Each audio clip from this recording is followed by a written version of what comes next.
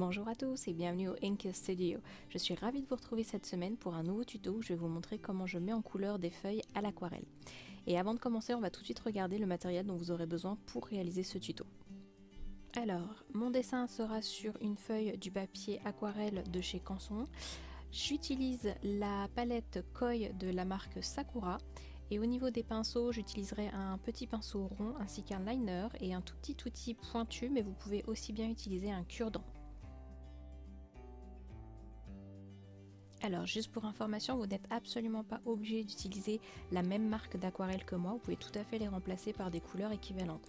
Pour ce tuto, j'ai donc utilisé un mélange pour faire le vert qui consiste à mélanger le 107 sève verte et le 191 terre de sienne naturelle. J'ai utilisé le 65 qui est le nuance d'auréoline, le 152 indigo, le 194 terracotta et un mélange de 195 donc un brun Van Dyck et un 231 gris de Payne. Alors pour ce tuto on va utiliser deux techniques, le mouillé sur mouillé donc qui consiste à travailler sur du papier mouillé et du mouillé sur sec qui consiste donc à travailler sur du papier sec. Donc là je vais commencer à travailler le fond de ma feuille, c'est-à-dire que je vais mouiller à l'eau claire toute la surface de ma feuille. Ensuite je vais appliquer le jaune au milieu pour marquer un peu la zone de lumière. Je vais venir ajouter le vert autour et le bleu que je vais laisser fondre un petit peu. J'hésite pas à les remélanger un peu ensemble. Le bleu sert en fait à marquer les contrastes. À l'aquarelle, le bleu est souvent utilisé pour travailler tout ce qui est ombre ou objets ou désigner des objets qui sont dans le lointain. Là j'utilise mon petit objet pointu pour pouvoir dessiner les veines des feuilles, mais vous pouvez tout aussi bien utiliser un cure-dent. Je vais laisser sécher cette partie là et je vais attaquer une autre feuille. Donc même méthodologie, je mouille à l'eau claire toute la surface. Ensuite je fais attention à ne pas mettre trop d'eau quand même. Je viens appliquer mon jaune au milieu, le vert autour et le bleu pour les ombres. Vous remarquerez peut-être une légère différence entre le dessin de Lucie qui vous est proposé à l'impression et le dessin que j'utilise dans la vidéo, c'est que je n'ai pas gardé les lignes à l'intérieur des feuilles, donc j'ai retravaillé le dessin de façon d'avoir que les contours. C'est un choix qui est purement personnel, ça n'a rien à voir avec la méthode employée, vous pouvez très bien refaire ce que je suis en train de vous montrer sur le dessin de Lucie après l'avoir imprimé.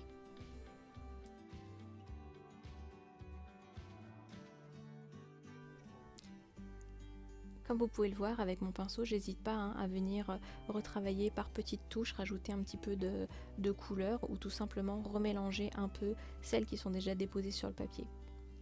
Comme précédemment, j'utilise mon petit outil pour tracer les veines des feuilles, je vais laisser sécher et je vais recommencer sur une autre feuille.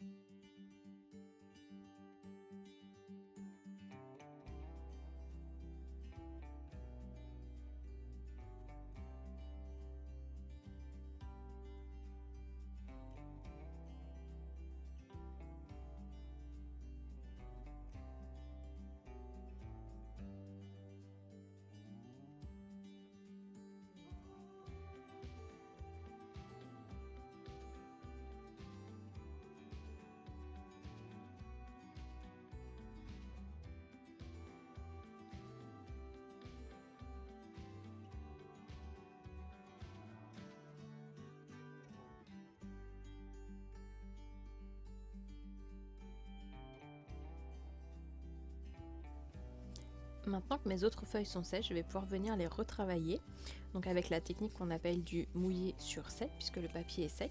Donc je vais prendre un mélange pigment eau qui va être assez léger, et je vais venir repasser sur toute ma feuille en petites touches bien sûr, de façon à raviver un peu les couleurs, à les renforcer, à donner un petit peu plus d'éclat et à retravailler les contrastes.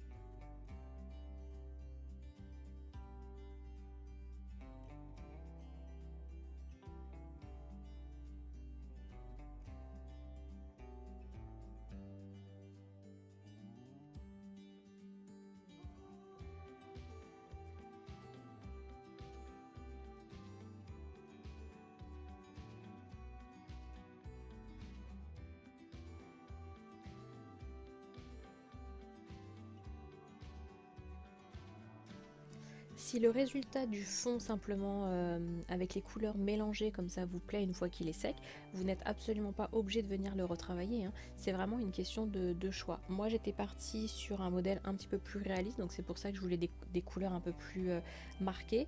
Mais c'est vrai que le rendu des couleurs juste fondues comme ça entre elles, ça donne un très joli effet. Ce que je vais faire, c'est que dans le modèle final que je vous présenterai, je laisserai quelques feuilles avec juste le fond et d'autres travailler, comme ça vous pourrez voir un petit peu la différence qu'il y a entre le avant de le retravailler et une fois retravaillé.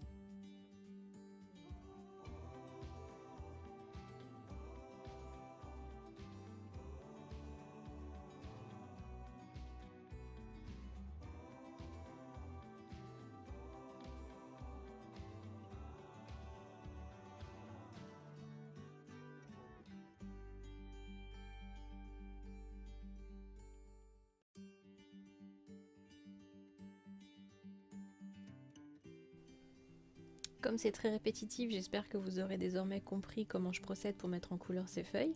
Donc ce que je vais faire, c'est que je vais peindre les autres feuilles hors caméra, comme ça je vous montrerai après le résultat que ça donne.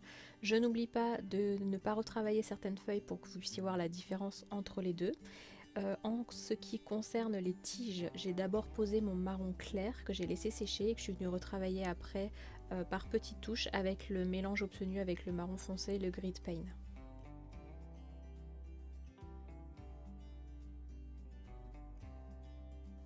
Sur la gauche, on a bien entendu les feuilles qui ont été retravaillées et sur la droite, pour les feuilles les plus claires, vous voyez, c'est celles qui n'ont pas été retravaillées. Donc l'effet n'est pas vilain, mais ça dépend vraiment de ce qu'on veut comme résultat au final.